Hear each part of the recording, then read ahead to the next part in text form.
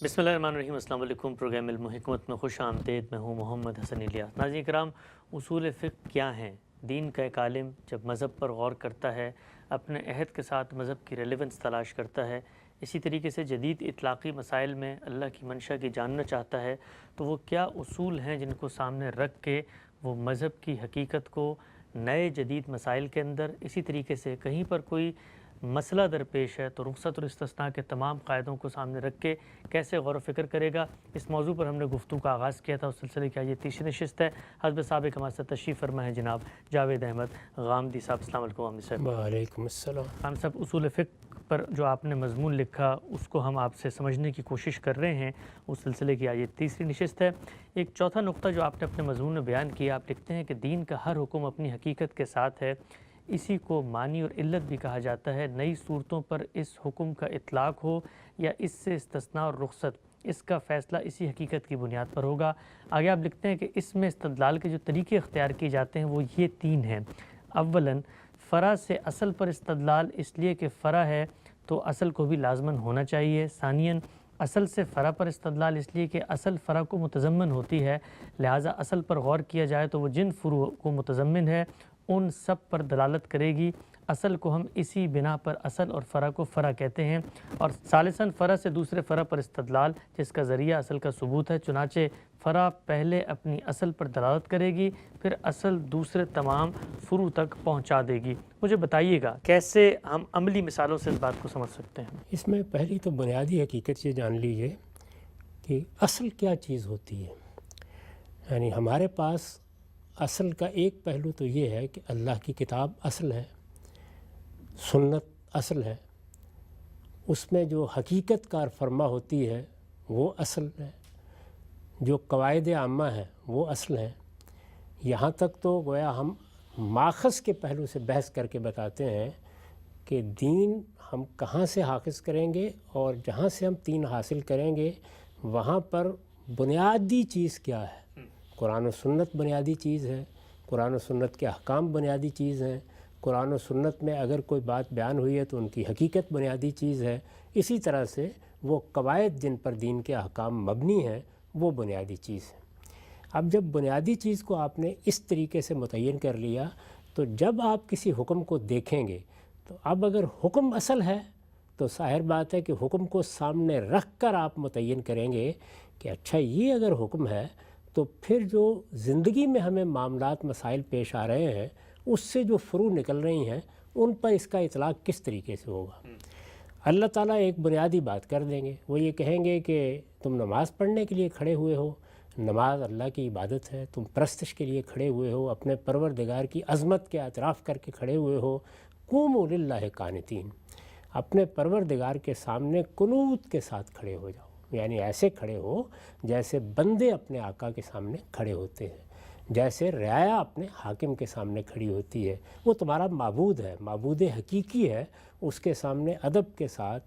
इख़बात के जज्बे के साथ, खुशू के साथ खड़े हो जाओ। ये असल है। तो अल्लाह ताला ने एक बात बयान कर दी। अब ये बात कि क्या चीज़ है जो इसके ख़िलाफ़ है और क्या चीज़ है जो इसके मुताबिक है, वो सब इसकी फ़रू है। तो हम ज़ाहिर है कि इस बुनियादी बात को सामने रख कर अब इतलाक़ करेंगे ना। मिसाल के तौर पर हम ये बताएंगे कि देखिए जब अल्लाह ताला ने ये बात कही है कि क़ूमू लिल्लाहि क़ानितीन, तो ये मौजू नहीं है कि नमाज में दाएं बाएं इल्तिफ़ात किया जाए, या जब अल्लाह ताला ने ये कहा है कि तुम मेरे सामने कुनूत के साथ, खुशू व खुज़ू के साथ खड़े रहा करो, तो ये मुनासिब नहीं है कि कोई आपसे जाते जाते सवाल करता है तो आप जवाब देना शुरू कर दें। यहाँ तक कि ये भी मौजू नहीं है कि कोई शख्स आपको अस्सलामु अलैकुम कहता है तो आप नमाज में वालेकुम अस्सलाम कह दें। अब ये जितनी चीज़ें हैं, चंद मिसालें मैंने दी, तो यहाँ हमने क्या किया, यानी असल को सामने रखा और बहुत से फ़ुरू पर उसका इतलाक़ करते चले गए। तो ये चीज़ हमारे यहाँ तमाम अहकाम में पेश नज़र रहती है। कवायद आम्मा में देख लीजिए, जब हमने ये कहा कि तमाम तय्यबात हलाल हैं और तमाम ख़बाइस हराम हैं, तो इसमें बहुत चीज़ें होंगी जो बिल्कुल नुमायाँ और वाज़ेह हैं और बहुत चीज़ें होंगी जिनकी हैसियत बहुत दर्जे में फ़ुरू की होगी। तो वहाँ जाके हम देखेंगे कि अच्छा क्या फ़िलवाक़े ये फ़लाँ जानवर है या फ़लाँ खाना है या फ़लाँ सब्ज़ी है, इसमें क्या ख़ुब्ज़ पाया जाता है। یعنی یہ کوئی ایسی چیز ہے کہ جس کے بارے میں ہم یہ کہہ سکتے ہیں کہ یہ طیب نہیں ہے، پاکیزہ نہیں ہے۔ ظاہر ہے پاکیزگی کا جو احساس ہے وہ تو ایک اصل ہے، لیکن اس کے بہت سے فروع ہو سکتے ہیں جس میں ہم اطلاق کر کے دکھائیں کہ یہاں پر بھی یہی چیز پائی جاتی ہے، اس سے اجتناب کرنا چاہیے۔ اسی طرح سے رسالت مآب صلی اللہ علیہ وسلم نے کسی فرع کو بیان کر دیا، جیسے یہ تو نہیں بتایا گیا کہ وہ کون سی اصل ہے، حقیقت کیا ہے جس کو سامنے رکھ کر آپ یہ فرما رہے ہیں کہ تم لوگ مچھلی کھا سکتے ہو اور ذبح کیے بغیر کھا سکتے ہو۔ ٹھیک ہے، تو یہ جب ہمارے سامنے ہدایت آئے گی یا حدیث آئے گی یا قرآن میں کوئی بات آئے گی تو ایک فرع آئے گی نا، تو ہم اس فرع کو سامنے رکھ کر دیکھیں گے کہ وہ اصل کیا ہے جس سے یہ متعلق ہوتی ہے۔ اصل ظاہر ہے وہ حقیقت ہوگی یا کوئی حکم ہوگا، یعنی یا حکم اصل کی حیثیت اختیار کر لے گا اور یا اس کی حقیقت اصل کی حیثیت اختیار کر لے گی، اور یا ہم اس اصل تک پہنچ جائیں گے کہ جو ایک قاعدہ عامہ کی حیثیت سے یا قرآن مجید میں بیان ہوئی ہے یا ہم نے اس کا استقراء سے استخراج کر لیا، یعنی ہم نے اس کو متعین کر لیا ہے، تو اس طرح ہم فرع سے اس پر پہنچ گئے۔ اسی طرح جب ہم نے اس فرع کو پا لیا کہ رسالت مآب صلی اللہ علیہ وسلم نے اس طرح سے اس کا اطلاق کیا ہے، تو آپ دیکھیے کہ خود قرآن نے ہمیں یہ بتایا کہ جب تم اپنے جانوروں کو چھوڑتے ہو تو وہاں کن کن چیزوں کا لحاظ رکھو گے تو ان کا پھاڑا ہوا گوشت کھانا تمہارے لیے جائز ہو جائے گا۔ تو یہاں فرع کا فرع سے تعلق متعین ہوتا چلا جاتا ہے۔ تو اس طرح کی بہت سی چیزیں خود قرآن نے، خود رسالت مآب صلی اللہ علیہ وسلم نے ہمیں کر کے بتا دی ہیں تاکہ ہمارے اندر بھی یہ سلیقہ پیدا ہو کہ ہم اصل سے فرع تک جا سکیں، فرع سے فرع تک جا سکیں، فرع سے اصل تک جا سکیں۔ تو یہ عمل ہے جو دین میں خود کر کے اللہ کے پیغمبر نے ہمیں بتا دیا ہے، یعنی ایک اصل کو وہ سامنے رکھتے ہیں، اس کے تحت احکام دے دیتے ہیں۔ ہمارے سامنے وہ حکم آتا ہے جو ایک فرع ہوتی ہے، ہم اصل کے ساتھ اس کا تعلق پیدا کر لیتے ہیں۔ تو ظاہر ہے کہ استدلال کے یہی طریقے ہیں۔ اس کو اگر آپ بالکل سادہ طریقے سے سمجھ لیں تو وہ یہ ہے کہ اس دنیا میں جو تصورات بھی پائے جائیں گے وہ دو ہی صورتوں میں ہوں گے، یا وہ اصل ہوں گے اور یا وہ ان کی کوئی برانچ ہوگی، ان کا کوئی اطلاق ہوگا، ان کی کوئی فرع ہوگی، ان کا اس پر کوئی ایسا پہلو سامنے آئے گا جو عملی زندگی میں پایا تو جاتا ہے لیکن اسے اصل نہیں قرار دے سکتے۔ تو ان کے باہمی ریلیشن کو سمجھنے کا نام اصل میں استدلال کرنا ہے۔ یہ جو ہم فلسفے میں استدلال کرتے ہیں، جو سائنس میں استدلال کرتے ہیں، وہ بھی سارا کا سارا یہی ہوتا ہے۔ یعنی ایک چیز ہمارے پاس اصل کی حیثیت سے آ جاتی ہے، اب ہم دیکھتے ہیں کہ کہاں کہاں وہ چیز اپنے اطلاق کے مواقع پیدا کر رہی ہے، تو فروع وجود میں آنا شروع ہو جاتی ہیں۔ یہ ضروری نہیں ہوتا کہ اصل ہی پہلے مرحلے میں سامنے آئے، بعض وقت فرع سامنے آ جاتی ہے، اور پھر ہمیں دیکھنا ہوتا ہے کہ یہ کس اصل سے متعلق ہوگی، کیونکہ اس کائنات کے اندر جو چیزیں بھی ہیں وہ یا اصل ہوں گی یا فرع ہوں گی۔ ان کو یہ ضروری نہیں ہے کہ ہمارے سامنے اسی ترتیب سے لایا جائے، یا قدرت کا نظام اس ترتیب سے لائے یا علم اس ترتیب سے لائے، وہ تو کسی بھی صورت میں آ جائیں گی۔ تو ان کے باہمی تعلقات کو سمجھنے کا نام اصل میں علم میں استدلال کرنا ہے۔ بالکل کھول کے رکھ دی حقیقت، بظاہر لگتا ہے کہ بہت ہی کوئی مشکل چیز ہے لیکن ایک بہت ہی فطری انداز ہے استدلال کا۔ یہ مجھے بتائیے گا، اگر ہمارے یہاں بالعموم یہ دیکھا جاتا ہے یہ مختلف فروعات، اطلاقی فیصلے، روایات، آثار ہمارے سامنے آ رہے ہوتے ہیں، لیکن ان کو فرع کی جگہ پہ رکھنے کے بجائے مستقل بذات ایک ہدایت سمجھ کے گویا انہی کو ایک طرح سے اصل قرار دے دیا جاتا ہے۔ پوچھنا میں آپ سے چاہتا ہوں کہ اگر فرع کو فرع کے بجائے اصل بنا دیا جائے تو پورا کا پورا جو اسٹرکچر ہے مذہب کا، دین کا، جہاں پر ایک مقصد ہے، حکم کی ایک حقیقت ہے، اصل قرآن و سنت میں موجود ہے، فروعات میں اس کا اطلاق ہے، وہ کنسسٹنٹ جو آئیڈیالوجی ہر جگہ پائی جائے گی، فروعات ہی کو اگر آپ اصل قرار دے دیں تو پھر اس کا نتیجہ کیا نکلتا ہے؟ دین کا تو پورا کا پورا جو اسٹرکچر ہے اس کے تو تار و پود نہیں بکھر جاتے؟ یعنی اگر آدمی اپنی عقل کو معطل کر دے اور چیزوں کے درمیان باہمی ربط و نظام تلاش کرنے سے دستبردار ہو جائے تو وہ ایسے کر سکتا ہے، لیکن دین کا صحیح عالم یہ کبھی نہیں کرے گا۔ وہ چیزوں کے باہمی ربط کو پہلے متعین کرے گا، یہ دیکھے گا، کیونکہ یہ بات ہمیں خود قرآن نے سمجھائی ہے۔ میں نے کئی مرتبہ اس جانب توجہ دلائی ہے اور میرا خیال ہے کہ ان نشستوں میں بھی ہم اس پر گفتگو کر چکے ہیں کہ اللہ تعالیٰ ایک حکم دیتے ہیں، حکم دینے کے بعد ہم سے توقع کرتے ہیں کہ ہم اس کے فروع پر اس کا خود اطلاق کر لیں گے، لیکن بعض موقعوں پر خود رسالت مآب صلی اللہ علیہ وسلم کے زمانے میں لوگ یہ اطلاق نہیں کر سکے، یعنی عام لوگوں کو اس میں مشکل پیش آ گئی۔ تو اللہ تعالیٰ نے ایک وعدہ کیا تھا کہ انا علینا بیانہ، اگر اس وقت قرآن کے نزول کے زمانے میں کسی وضاحت کی ضرورت پیش آئی تو ہم خود کریں گے۔ آپ قرآن مجید میں وہ مقامات جمع کر لیں جہاں اس طرح کی وضاحتیں اللہ تعالیٰ نے کی ہیں، تو ہر جگہ آپ کو یہ معلوم ہوگا کہ ایک اصل تھی، اس کو ہم خود فرع سے متعلق کر سکتے تھے۔ کرنے میں جب لوگوں نے غلطی کھائی ہے یا تردد کا اظہار کیا ہے یا اس میں مشکل محسوس کی ہے، تو اللہ تعالیٰ نے وہ تعلق واضح کر کے بتا دیا ہے، اور وہ تعلق بالکل جب واضح ہوا ہے تو بتا دیتا ہے کہ اگر تدبر سے کام لیا جاتا تو ہم خود یہ کر سکتے تھے۔ تو اس طرح ایک پورا نظم ہمارے سامنے یا ایک نظام فکر آتا ہے۔ اگر آپ قرآن میں اتریں، اگر آپ رسالت مآب صلی اللہ علیہ وسلم کے سنن کو دیکھیں، رسالت مآب صلی اللہ علیہ وسلم نے مختلف موقعوں پر جو اطلاقات کیے ہیں ان کو سامنے رکھیں، تو ایسا نہیں ہے کہ یہ کوئی ہوچ پاچ صورتحال ہے، ایک حکم ادھر دے دیا ایک ادھر دے دیا، نہیں، وہ اس رشتے کے ساتھ بندھے ہوئے ہوتے ہیں۔ اگر اس پورے رشتے کو آپ واضح کر دیں تو ایک قاعدہ عامہ ہوگا جو پیچھے کام کر رہا ہوگا، یعنی وہ ایک جنرل پرنسپل ہے، اس کے اوپر کچھ احکام مبنی ہوں گے۔ وہ احکام اگر اصل کی حیثیت اختیار کر گئے ہیں تو ان کے فروع بعض اوقات خود اللہ تعالیٰ بیان کر دیں گے، اسی طرح خود رسالت مآب صلی اللہ علیہ وسلم بیان کر دیں گے۔ اس سے مقصد یہی تھا کہ ہمارے ہاں بھی لوگوں کو یہ تربیت حاصل ہو کہ وہ کیسے ان چیزوں کو ان تمام فروع کے ساتھ متعلق کرنے کے لیے خود غور کریں گے، خود تدبر کریں گے۔ اور جس طرح اس دنیا کے اندر باقی علوم میں یہ کیا جاتا ہے کہ کوئی ایک اصول دریافت ہو جاتا ہے، سائنس میں بھی آپ دیکھیے نا کہ کچھ قوانین دریافت ہو گئے جو اس کائنات میں کام کر رہے ہیں، وہ اصل ہیں۔ اب ان قوانین کو سامنے رکھ کے، خواہ وہ نیوٹن نے دریافت کیے، خواہ وہ آئنسٹائن نے دریافت کیے یا کسی اور بڑے سائنسدان نے، آپ چیزوں پر ان کا اطلاق کرتے ہیں، اس سے ایجادات ہوتی ہیں، اس سے آلات بنتے ہیں۔ تو یہ کیا چیز ہے؟ اگر آپ اس اصل کا تعلق نہ واضح کر سکیں یا تعلق قائم نہ کر سکیں تو ایجادات میں اور خود پرنسپلز میں وہ علمی رشتہ ہی قائم نہیں ہو سکتا جس کو آپ سائنسی طریقے فکر سے تعبیر کرتے ہیں یا سائنسی منہاج کہتے ہیں یا سائنٹیفک میتھڈالوجی سے تعبیر کرتے ہیں، وہ ہو نہیں سکتا۔ تو بالکل اسی طریقے سے مذہبی فکر بھی اپنے کچھ قواعد عامہ رکھتا ہے، یعنی کچھ جنرل پرنسپل رکھتا ہے، اس پر مبنی کچھ احکام رکھتا ہے۔ ان کو ہم اصل کیوں کہتے ہیں؟ احکام کو ہوتے تو وہ ایک قاعدہ عامہ پر مبنی ہے، لیکن وہ ہم اپنی ذات میں خود پیدا نہیں کر سکتے۔ یعنی قاعدہ عامہ موجود ہوگا۔ اب مثلا میں ایک اطلاق کی مثال دیتا ہوں۔ قاعدہ عامہ کیا ہے؟ قاعدہ عامہ یہ ہے کہ جس وقت ہم اپنے پیچھے کچھ مال چھوڑ کے جا رہے ہیں، اس کو اب ہمارے رشتہ داروں میں جانا ہے، تو اس میں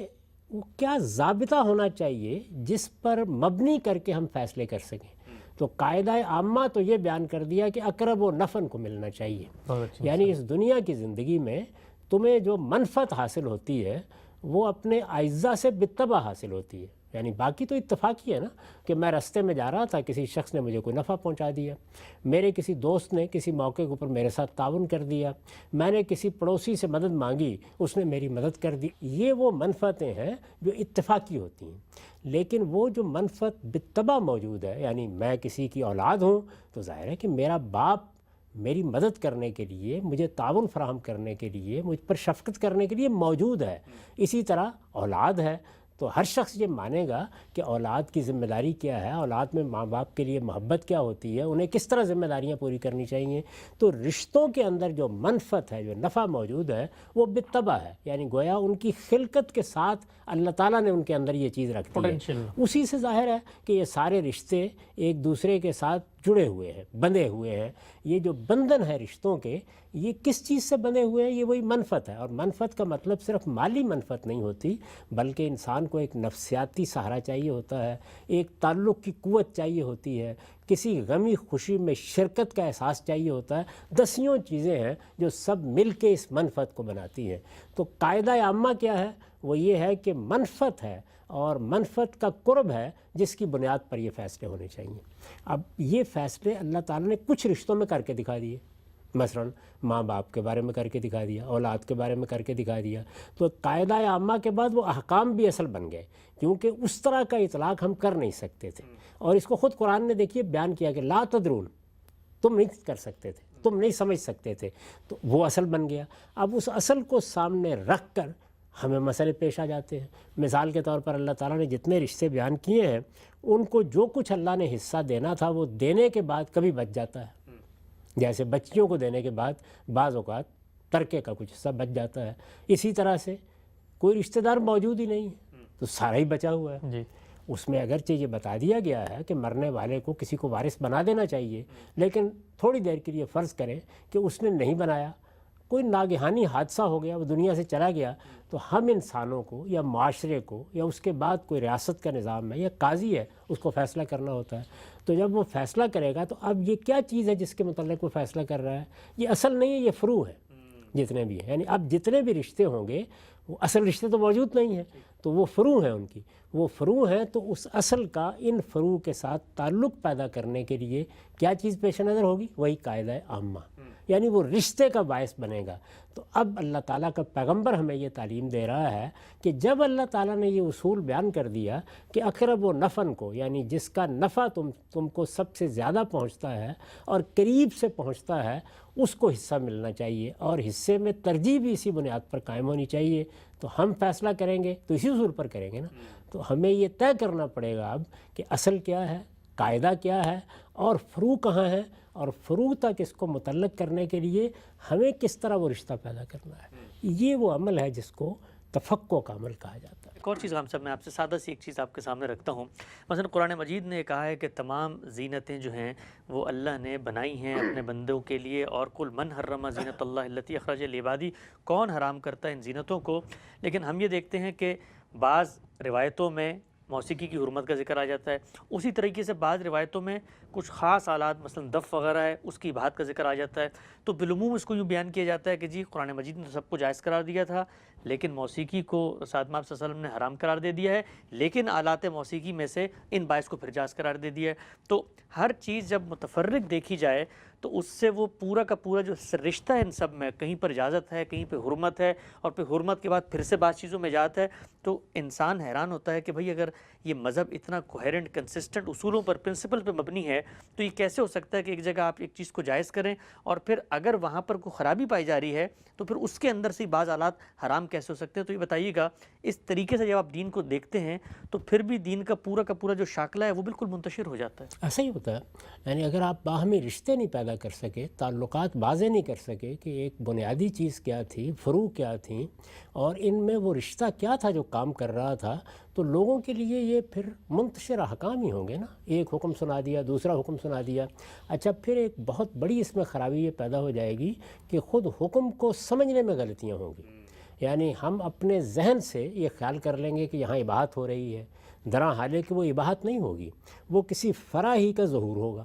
اسی طرح کا معاملہ بعض اوقات کسی اصل کے اطلاق میں پیدا ہو جائے گا، یعنی اصل ہم نے بالکل ٹھیک سمجھ لی ہوگی، لیکن اگر ہم ریلیشن پیدا کر کے چیزوں کو نہیں جانتے اور محض ایک حکم کو سنا دیتے ہیں تو نتیجہ کیا نکلے گا؟ نتیجہ یہ نکلے گا کہ اپنی جگہ ہم تو مطمئن ہوں گے، لیکن ذہین لوگوں تک دین کو پہنچانے میں بڑی دقت پیش آ جائے گی، یعنی وہ ان کے باہمی تعلق کو سمجھنے میں غلطی محسوس کریں گے۔ اب اگر آپ صحیح اصول پہ چلیں، اسی مثال کو آپ لے لیں، تو آپ سب سے پہلے یہ بتائیں گے کہ دین کا نقطہ نظر کیا ہے، یعنی دین چیزوں کو دیکھتا کس زاویے سے ہے۔ یہاں مقصد زیر بحث آئے گا، جیسے کہ میں نے ان اصولوں کو بیان کرتے ہوئے سب سے پہلے اس جانب توجہ دلائی کہ دین کا مقصد کیا ہے۔ دین کا مقصد ہے تزکیہ نفس، یعنی ہم اپنے آپ کو پاکیزہ بنائیں۔ اب پاکیزگی اور آلودگی کے کچھ پہلو ایسے ہوں گے نا جنہیں خود دین بیان کر دے گا۔ تو میں نے عرض کیا تھا کہ اللہ تعالیٰ نے سورہ اعراف میں ہمیں بتا دیا کہ یہ 5 چیزیں میں نے حرام قرار دے دی ہیں، ان کو گن کے بتا دیا۔ وہ اصول ہیں، اگر آپ غور کر کے دیکھیں تو وہ اشیاء نہیں ہیں،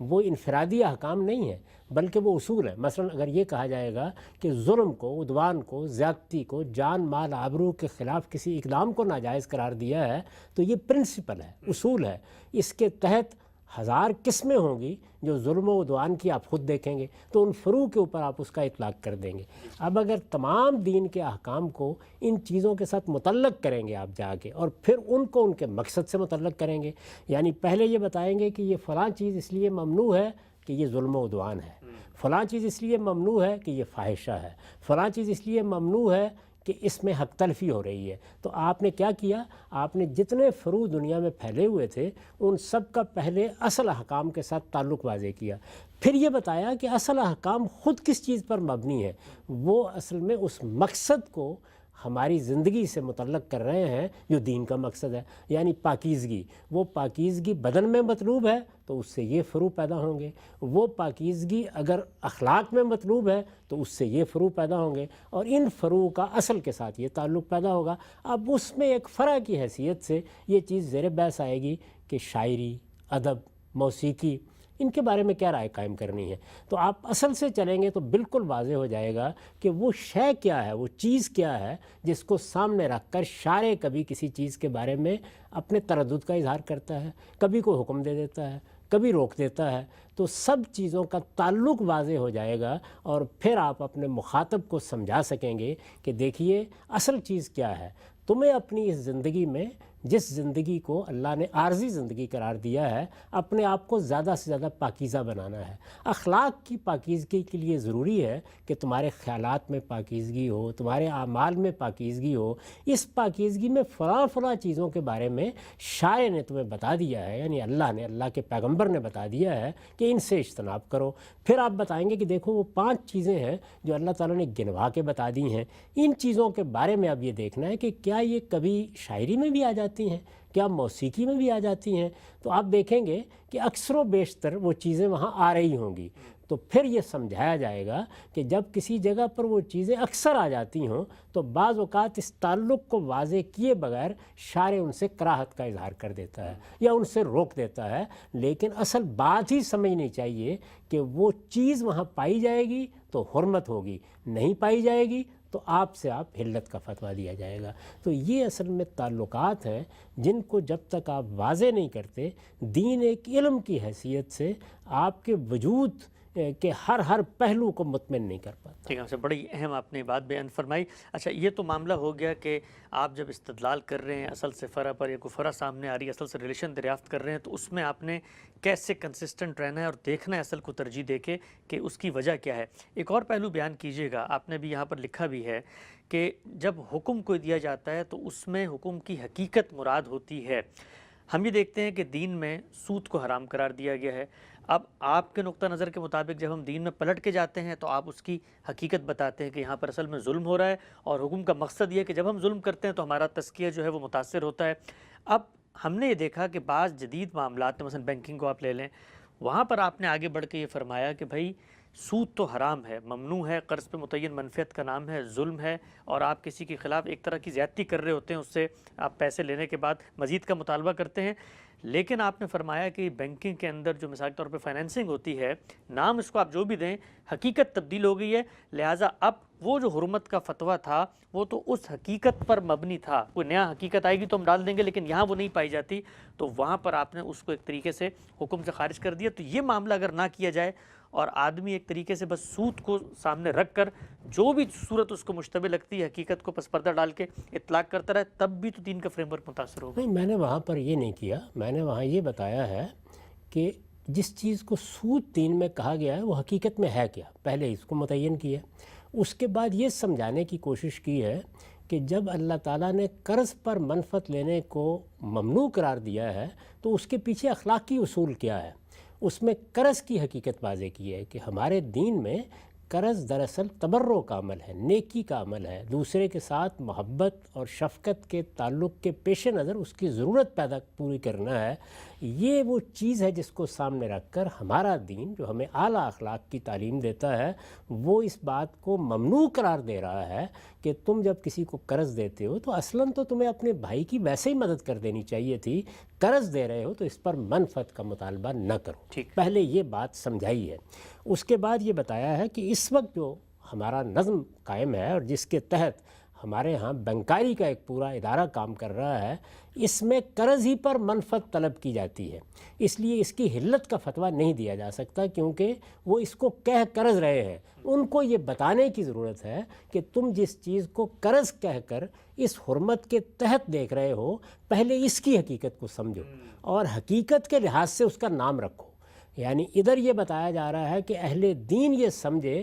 کہ حرمت کا باعث کیا ہے، اور ادھر یہ بتایا جا رہا ہے کہ تم نے اس چیز کو اس لیے اپنے ساتھ متعلق کر لیا ہے کہ تم نے اس کے لیے لفظ وہ استعمال کیا ہے جس پر دین منفعت لینے نہیں دے گا، ٹھیک، تو اس لیے وہاں سود کا فتویٰ ہوگا۔ تو میں نے وہاں یہ نہیں کہا کہ یہ جائز ہو گیا ہے، یہ بتایا ہے کہ تم جو کام کر رہے ہو وہ اور ہے، تم نے جو اس کو نام دے رکھا ہے وہ اور ہے، نام میں اور جو کام تم کر رہے ہو موافقت پیدا کرو تاکہ اس کے نتیجے میں ٹھیک حکم تم پر لگایا جا سکے، اور جب ٹھیک حکم لگایا جائے گا تو اہل مذہب کو بھی تمہاری بات سمجھنے میں آسانی ہوگی اور تمہیں بھی ان کی بات سمجھنے میں آسانی ہوگی۔ یعنی پہلے دین نے وہ چیز کہی کیوں ہے وہ واضح کیا ہے، پھر یہ بتایا ہے کہ جو کچھ تم کر رہے ہو کیا فی الواقع وہ ہے، جب وہ فی الواقع وہ نہیں ہے تو تم نے آدمی کو عورت اور عورت کو آدمی کا نام کیوں دے رکھا ہے، اپنا نام بھی درست کرو اور چیز کو بھی حقیقت کے مطابق لاؤ۔ پھر یہ بتایا کہ جب تم حقیقت کے مطابق لاؤ گے تو اس میں فلاں جگہ پر یہ خرابی ہے، اس کو دور بھی کرنا پڑے گا۔ تو یہ پوری بات ہے جو میں نے کہی ہے، یعنی اللہ نے طلاق کوئی حرمت علت کا فتویٰ نہیں دیا۔ ٹھیک، آپ سے نقطہ آپ نے واضح فرمایا، آگے بڑھاتے ہیں سلسلہ گفتگو کو۔ اس کے بعد آپ لکھتے ہیں کہ فقہ النبی کی اہمیت اس علم میں غیر معمولی ہے، یہ زیادہ تر اخبار احاد کے ذریعے سے منتقل ہوئی ہے۔ نبی صلی اللہ علیہ وسلم کی طرف نسبت میں احتیاط کا تقاضا ہے کہ اخبار احاد اسی وقت قبول کی جائیں جب محدثین کی اصطلاح میں کم سے کم حسن کے درجے کی ہوں، ضعیف روایتیں کئی طریقوں سے آئی ہوں تو انتظامی نوعیت کے فیصلوں میں البتہ ازدیاد اطمینان کے لیے پیش کی جا سکتی ہیں۔ اس کی وجہ یہ ہے کہ اس طرح کے معاملات میں اصل بنا استدلال علم و عقل کے مسلماتی ہوتے ہیں۔ آگے آپ نے اس کی مثال بھی دی ہے، اس کو بھی ہم زیر بحث لاتے ہیں۔ یہ بتائیے گا، یہ اصطلاح آپ نے اختیار کی فقہ النبی کی، اور دین کے اوپر جب آپ نے کام کیا ہے، دین کے علم کے اوپر روایتوں کی جب آپ نے تنقید کی، ان کو کیٹیگرائز کیا، تو وہاں بھی یہ اصطلاح بیان کی ہے۔ عام طور پر یہ اصطلاح ایک اجنبی سی اصطلاح معلوم ہوتی ہے، اس لیے کہ ہم تو رسالت مآب صلی اللہ علیہ وسلم کا جو بھی حکم ہے اس کو شارع کا حکم سمجھ رہے ہوتے ہیں۔ یہ فقہ النبی سے کیا مراد ہے؟ اور آپ نے فرمایا کہ یہ جو بھی ہے اس کی اہمیت بڑی غیر معمولی۔ فقہ النبی بھی ہے اور فقہ القرآن بھی ہے۔ یعنی میں جب فقہ کا لفظ استعمال کرتا ہوں تو اس کا مطلب یہ ہے کہ دین میں جو چیزیں اصل کے طور پر دی گئی ہیں، یہ حکم،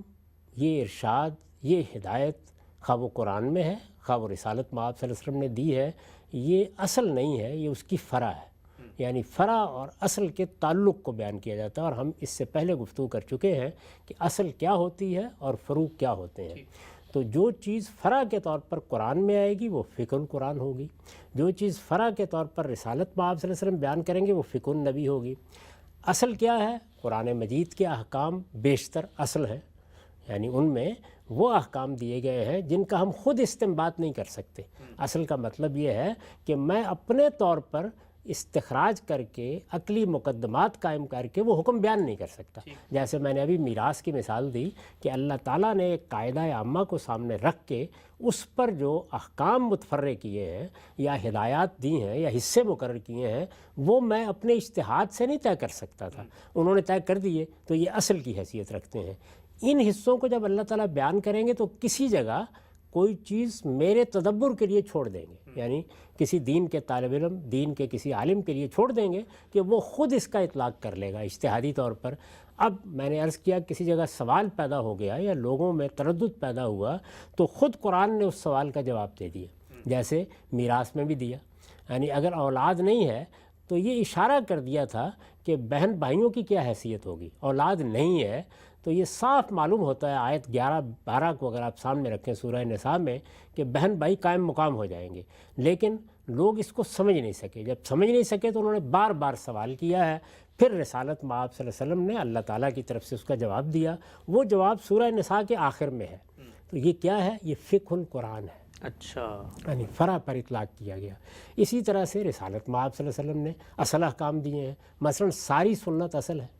جیسے کہ نماز، جیسے روزہ، جیسے حج، جیسے زکوٰۃ، تمام عبادات، معاشرت کے احکام، اسی طرح سے نکاح اور طلاق یہ بھی سنت پر مبنی احکام ہے، قرآن نے تو ان کی تاکید کی ہے، وہ بھی رسالت مآب صلی اللہ علیہ وسلم نے اصل کی حیثیت سے دیے ہیں۔ اسی طرح سے جانوروں کو ذبح کرنے کے معاملے میں تزکیے کی سنت انبیاء نے قائم کی، اصل کی حیثیت رکھتی ہے۔ ہماری عام زندگی کے بارے میں کچھ رسوم و آداب مقرر کیے ہیں، میں نے ان کی ایک فہرست اپنی کتاب میں ترتیب دے کے بتا دیا ہے، وہ اصل کی حیثیت رکھتے ہیں۔ یہ تمام چیزیں کیا ہیں؟ یہ پیغمبر کی طرف سے جو احکام آ رہے ہیں، یعنی جو قرآن پر مبنی نہیں ہیں، ان کو اصل کی حیثیت سے بیان کرنا ہے۔ تو اس طرح کیا ہوا؟ یعنی شارع کی حیثیت سے قرآن نے حکام دیے، شارع کی حیثیت سے پیغمبر نے حکام دیے، وہ بھی اصل وہ بھی اصل، لیکن خود شارع ہی نے بعض موقعوں پر فروع پر ان کا اطلاق کر کے دکھایا، اور جب فروع پر اطلاق کیا تو فقہ القرآن وجود میں آ گئی، جب رسالت مآب صلی اللہ علیہ وسلم نے کیا تو فقہ النبی وجود میں آ گئی۔ تو دونوں جانب اصل بھی ہے، دونوں جانب فرع بھی ہے، دونوں جانب شریعت بھی ہے، دونوں جانب فقہ بھی ہے۔ تو یہ تعلق پیدا کرنا اور بتانا یہ اس لیے ضروری ہے کہ جب تک آپ اس بات کو سمجھ نہیں لیتے کہ کوئی چیز اصل کب قرار پاتی ہے، یعنی میں یا آپ اس کو خود دریافت نہیں کر سکتے، کوئی چیز فرع کب قرار پاتی ہے، جب اس کو علم و عقل کی روشنی میں اصول سامنے رکھ کے خود دریافت کیا جا سکتا ہے۔ لیکن اس زمانے میں اللہ تعالیٰ سے پوچھا گیا تو انہوں نے دریافت کر کے بتا دیا، اور رسول سے پوچھا گیا تو انہوں نے اس کو متعین کر دیا۔ تو اب کیا ہوا؟ اگر وہ سوال نہ پوچھا جاتا، وہ مسئلہ نہ پیش آتا،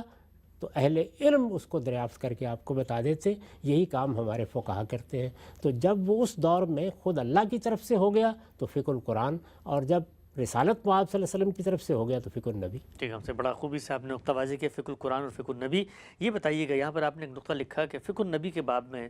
یہ بات تو باہر کے پیش نظر رہے گی، کیونکہ رسالت مآب صلی اللہ علیہ وسلم ہمارے سامنے موجود نہیں ہیں، آپ کی نسبت سے لوگ بات بیان کرتے ہیں، تو آپ نے اگر دین کے اطلاقی معاملات میں اور شریعت کے اطلاقی معاملات میں کوئی رائے دی ہے، کوئی فیصلہ دیا ہے، اسے قبول کرتے ہوئے یہ شرط آپ نے بیان کی کہ اس کو کم سے کم حسن درجے کی روایت ہونا چاہیے اخبار احاد کے ضمن میں۔ یہ کیوں شرط آپ نے کی؟ ہمارے ہاں صحیح روایات کا ایک معیار موجود ہے، اور جب صحیح روایت کا معیار موجود ہے تو اس پر اصرار کیوں نہیں کرنا چاہیے ہمیں کہ بالکل اتھینٹک بات، یا مثال کے طور پر آپ یہ کہہ سکتے ہیں کہ حسن سے تو کم مضبوط بات ہوتی ہے، اسی کی نسبت کو ہم قبول کریں؟ یہ صحیح سے نیچے آنے کی کیا وجہ ہوئی؟ اس کی وجہ یہ ہے کہ رسالت مآب صلی اللہ علیہ وسلم کی طرف کسی بات کی نسبت میں جس طرح احتیاط ناگزیر، آخری درجے کی احتیاط کرنی چاہیے، کیونکہ جو چیز بیان ہو رہی ہے وہ اگرچہ فرع ہے، وہ خود بھی استنباط کی جا سکتی ہے، علماء و فقہا بھی اس کو سمجھ سکتے ہیں، لیکن مجھے لوگوں کو بتاتے وقت یہ بتانا ہے کہ یہ حضور نے کیا ہے۔ حضور کی طرف کسی بات کی نسبت ہو جاتی ہے تو ظاہر ہے کہ اس پر کوئی جر و نقد نہیں ہو سکتا، یعنی اب گویا خدا کے پیغمبر نے فیصلہ کر دیا، اور ہمیں اللہ تعالیٰ نے اپنی کتاب میں یہ ہدایت فرمائی ہے کہ اللہ کا پیغمبر جب کسی اختلاف کا فیصلہ کر دے، کسی معاملے میں اپنی رائے دے دے، تو پھر کسی مومن کے لیے اس سے اختلاف کی گنجائش باقی نہیں رہتی۔ یہ چونکہ ایک بڑا مرتبہ ہے، اس میں نزاکت ہے بہت، رسالت مآب صلی اللہ علیہ وسلم کی طرف نسبت کی احتیاط ہے، تو اس لیے ضروری ہے کہ آپ سند دیکھیں گے اس کی۔ جو تاریخی روایات ہیں، واقعات ہیں، ان میں اس کی ضرورت نہیں ہوتی، اس میں آپ صرف یہ دیکھتے ہیں کہ کوئی بات اگر ہم تک پہنچی ہے تو کیا علم و عقل کے مسلمات کے مطابق ہے، قرآن و سنت کے مطابق ہے، اس میں کوئی ایسی چیز تو نہیں جو احوال سے مطابقت نہیں رکھتی، عقل مانتی ہے کہ ایسا ہو سکتا ہے یا ہونا چاہیے، تو تاریخی روایات اس بنیاد پر قبول کر لی جاتی ہیں۔ وہاں اصل چیز درایت ہے، جیسے کہ ابن خلدون نے اس کو بیان بھی کیا ہے۔ لیکن رسول اللہ کی نسبت سے جب دین کی کوئی بات بیان کی جا رہی ہو تو یہ بڑی احتیاط کا تقاضا کرتی ہے، اس لیے یہاں سند کو دیکھنا، اس کو پرکھنا، جانچنا یہ ضروری ہے۔ اب سند کو پرکھنے جانچنے کے جو معیارات مقرر کیے گئے ہیں، یہ کوئی خدائی الہام نہیں ہے، انسانوں نے مقرر کیے ہیں۔ اس میں ایک دوسرا پہلو بھی ہوتا ہے، وہ یہ کہ اگر آپ نے جو معیارات مقرر کیے ہیں ان کو آخری درجے میں اطلاق کر کے آپ نے کسی چیز کا انتخاب کیا، تو دوسری جانب یہ کہ رسالت مآب صلی اللہ علیہ وسلم کی نسبت سے ایک قیمتی چیز ہمیں مل رہی ہے، اس سے ہم محروم بھی ہو سکتے ہیں۔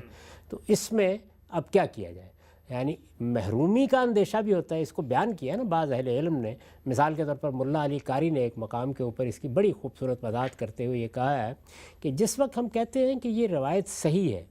تو اس کا ہرگز یہ مطلب نہیں ہوتا کہ یہ فی الواقع صحیح ہے، اور جس وقت ہم یہ کہتے ہیں کہ یہ روایت موضوع ہے تو اس کا بھی یہ مطلب نہیں ہوتا کہ یہ فی الواقع موضوع ہے۔ یعنی وہ بھی ہمارے علم کا فیصلہ ہے اور یہ بھی ہمارے علم کا فیصلہ ہے، تو اس میں پھر آدمی کیا کرے؟ یعنی کسی انتہا پر کھڑا ہو جائے کہ نہیں، ہمارے معیار کے مطابق جو روایت صحت کے معیار پر پوری اترے گی اسی کو قبول کریں گے۔ یہ میں کئی مرتبہ واضح کر چکا ہوں کہ یہاں صحت سے مراد وہ صحت نہیں ہے جیسے ہم کہتے ہیں یہ صحیح اور یہ غلط ہے۔ یہ صحیح اور غلط کا تقابل نہیں ہوتا، صحیح ایک اصطلاح ہے محدثین کی، تو ہم نے اپنے معیار کے مطابق اس کو صحیح قرار دے دیا۔ لیکن اس کا لازمی نتیجہ کیا یہ ہے کہ جس روایت میں کوئی ادنیٰ درجے کا ہم سند میں نقص دیکھ رہے ہیں وہ لازماً غلط ہے۔ جب یہ نہیں ہے تو ایک اعتدال کی جگہ پر کھڑے ہونے کے لیے ہمارے علماء نے اور محدثین نے یہ طریقہ قائم کیا کہ حسن روایت کو قبول کر لیا جائے، یعنی اس سے استدلال کیا جائے۔ میرے خیال میں یہ بالکل ٹھیک اور متوازن نقطہ نظر ہے اور یہی یہاں اختیار کرنا چاہیے۔ یہ ایک ظنی علم ہے اور ظنیات میں حتمی رائے قائم کرنا یہ ناموزوں ہوتا ہے۔ اس میں ہمیشہ اعتدال اور توازن کی جگہ آپ کھڑے ہوں گے تو اس سے خیر پیدا ہوگا۔ ٹھیک ہے صاحب، یہ مختصر بتا دیجیے گا صحیح اور حسن کے درمیان وہ فارق کیا ہوتی ہے، کیا چیز ہے جو صحیح کو حسن؟ عام طور پر ایک سادہ طریقے سے یہ سمجھ لیجئے کہ جب آپ کسی روایت کی سند کو دیکھ رہے ہوتے ہیں تو آپ کسی کا کردار دیکھتے ہیں، یعنی وہ سچا آدمی ہے، اس پر اعتماد کیا جا سکتا ہے، اس کی سیرت پر کوئی داغ نہیں ہے، وہ متہم بالکذب نہیں ہے۔ اسی طریقے سے آپ یہ دیکھتے ہیں کہ روایت میں اتصال ہونا چاہیے، یعنی ایسا تو نہیں ہے نا کہ ایک آدمی رسالت میں آپ صلی اللہ علیہ وسلم کے دور میں ہے اور ایک 200 سال بعد بیان کرتا ہے کہ میں نے ان سے یہ بات سنی ہے، تو تاریخی اتصال کو آپ دیکھتے ہیں۔ اسی طرح سے حفظ و اتقان، یعنی یہ دیکھنے کی صحیح کرتے ہیں کہ کسی شخص نے وہ بات سنی ہے تو اس کا حافظہ، اس کی عمر، اس کے تقاضے، یہ ساری چیزیں، یہ اس کے بارے میں عام شہرت کہ اس کو چیزیں یاد رہتی تھیں، اس میں کوئی اختلال واقع نہیں ہوتا تھا، اس میں بسا اوقات کوئی کمی ہوتی ہے۔ تو یہ چونکہ ایک ایسی چیز ہے کہ جس کا اندازہ کرنے میں بھی بڑی غلطی ہو سکتی ہے، تو یہاں یہ رعایت دی جاتی ہے کہ پورا مضمون درست ہے، وہ صحیح اصول پر مبنی ہے، اس میں کوئی درایت کے پہلو سے نقص نہیں ہے، تو محض اس وجہ سے کہ کسی شخص کے حفظ و اتقان کے بارے میں کوئی سوال پیدا ہو گیا ہے، ہمیں روایت کو رد نہیں کر دینا چاہیے۔ ٹھیک، ڈاکٹر صاحب نے واضح فرمایا۔ آگے بڑھاتے ہیں، جو آپ نے یہ بات لکھی یہاں پہ غلام صاحب کہ ضعیف روایتیں کئی طریقوں سے آئی ہوں تو انتظامی نوعیت کے فیصلوں میں البتہ ازدیاد ایمان اطمینان کے طور پہ انہیں قبول کیا جا سکتا ہے، کیونکہ اس طرح کے معاملات میں جو اصل بنائے استدلال ہوتی ہے وہ علم و عقل کے مسلمات ہیں، گویا وہ پیچھے کھڑے ہوتے ہیں۔ سوال یہ ہے کہ اس کے ذریعے سے تو پھر ضعیف روایت کا رستہ نہیں کھل جائے گا، تو پھر تو لوگ یہ بھی کہہ سکتے ہیں کہ پھر مثال کے طور پہ اگر فضائل کے باب میں ضعیف روایت قبول کر لیں تو اس میں بھی کوئی اعتراض نہیں ہونا چاہیے۔ تو ہمیں یہاں اگر استدلال کرنا ہی تھا تو علم و عقل کے مسلمات کی بنیاد پہ کریں، ضعیف روایت کو ہم کیوں انتظامی نوعیت کے مسئلوں میں قبول کریں؟ اس لیے کہ فضائل میں دین بیان ہو رہا ہوتا ہے، اس میں تو اصل چیزیں زیر بحث آ جاتی ہیں۔ فضائل کوئی معمولی چیز نہیں ہے، فضائل تو فیصلہ کن ہو جاتے ہیں، وہ تصورات قائم کرتے ہیں، وہ خدا اور رسول کے ریلیشن اور تعلق کو بیان کرتے ہیں۔ فضائل میں کس طریقے سے کوئی چیز قبول کی جا سکتی ہے؟ وہاں تو میرے نزدیک احکام سے زیادہ سختی برتنی چاہیے، اس لیے کہ احکام پھر فروع ہوتے ہیں، اپنی اصل میں بھی فروعی ہوتے ہیں، کیونکہ یہ حکم اپنی جگہ ہے، یہ حکم اپنی جگہ ہے، اس میں کوئی غلطی ہو جائے گی تو حکم میں غلطی ہوگی، لیکن فضائل تو بسا اوقات یہاں سے اوپر اٹھتے ہیں اور یہاں سے اوپر اٹھ کر ہمارے پورے دینی تصورات کا احاطہ کر لیتے ہیں۔ یعنی اگر کسی ایک عمل کے بارے میں کوئی بات ایسی بیان کر دی گئی ہے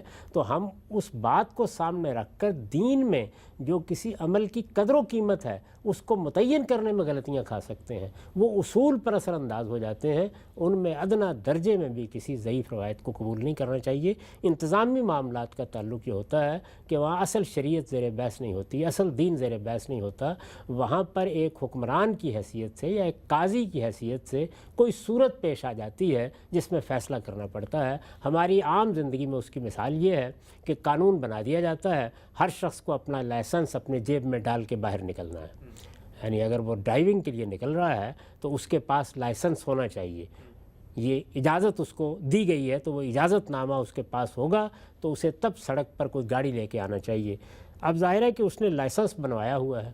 لیکن وہ کانسٹیبل کو یہ کہتا ہے کہ میں گھر میں بھول گیا ہوں، تو یہاں یہ نہیں ہے کہ لائسنس نہیں ہے یا بنوایا ہوا نہیں ہے، اس کی اس بات پر اعتماد کر لیا جائے، یہ ایک انتظامی فیصلہ ہے۔ اس طرح کے انتظامی فیصلے میں چونکہ اصل دین، اصل قانون، آئین یہ زیر بحث نہیں ہوتا بلکہ ایک اطلاقی مسئلہ پیدا ہو جاتا ہے، تو یہاں اصل میں علم و عقل کے مسلمات کہہ رہے ہوتے ہیں کہ یہ فیصلہ کیا جا سکتا ہے۔ اس میں اگر کوئی روایت بھی ضمناً مذکور ہو تو کوئی حرج نہیں، آپ اس کو بیان کر دیں، کیونکہ یہاں دین میں کسی خرابی کے پیدا ہونے یا قانون میں کسی خرابی کے در آنے یا آئین میں کوئی خرابی پیدا ہو جانے کا کوئی امکان نہیں ہوتا۔ ٹھیک، اچھا ہم صاحب اس زمن کی آپ نے ایک مثال قبول بھی کی ہے، اپنی کتابوں میں نقل بھی کی، اگرچہ اس کی روایت کے اوپر جو سند کے لحاظ سے اعتراض بھی کیا جاتا ہے، یعنی طلاق کے معاملے میں ایک روایت ہے رکانہ بن عبد یزید کی، اس کی بھی ذرا وضاحت کیجیے گا، آپ نے کیوں اسے قبول کیا اگرچہ سندن وہ ضعیف تھی؟ اس لیے کہ جو دین میں طلاق کا قانون بیان ہوا ہے اس میں طلاق کے قانون کے بارے میں کوئی بات نہیں ہے۔ طلاق کا قانون تو یہ ہے کہ یہ ایک طریقہ ہے، اس طرح سے طلاق دی جائے گی، اس میں یہ عدت کے احکام ہوں گے، اس طرح آپ رجوع کرنا چاہتے ہیں تو کر سکتے ہیں، اگر رجوع کر لیا اور دوبارہ کوئی جھگڑا ہو گیا ہے اور زندگی میں کبھی پھر طلاق دینا چاہتے ہیں تو یہ طریقہ ہوگا۔ اس کے تمام پہلوؤں کو خود اللہ تعالیٰ نے بیان کر دیا ہے، یعنی قرآن مجید میں بیان کر دیا ہے، رسالت میں آپ صلی اللہ علیہ وسلم نے سنت کے طور پر اس کو جاری کیا، قرآن نے اس کی تصویب بھی کی، اس کی تاکید بھی کی، اس کو بیان بھی کر دیا۔ یہاں شریعت کا باب مکمل ہو گیا ہے، یعنی کوئی چیز اب باقی نہیں رہ گئی۔ اس میں ایک مسئلہ پیدا ہوتا ہے، وہ مسئلہ کیا ہے؟ بالکل وہی جس کی میں نے ابھی مثال دی ہے کہ ایک شخص اللہ تعالیٰ کے بتائے ہوئے طریقے کی خلاف ورزی کر دیتا ہے۔ اب اس نے خلاف ورزی کر دی ہے تو خلاف ورزی کے نتیجے میں اب اس کے ساتھ معاملہ کیا کیا جائے، یعنی جو اس نے خلاف ورزی کیا، کیا وہ ایسی خلاف ورزی ہے کہ جس کو سامنے رکھ کر ہم اس پورے حکم ہی کو ختم کر دیں گے،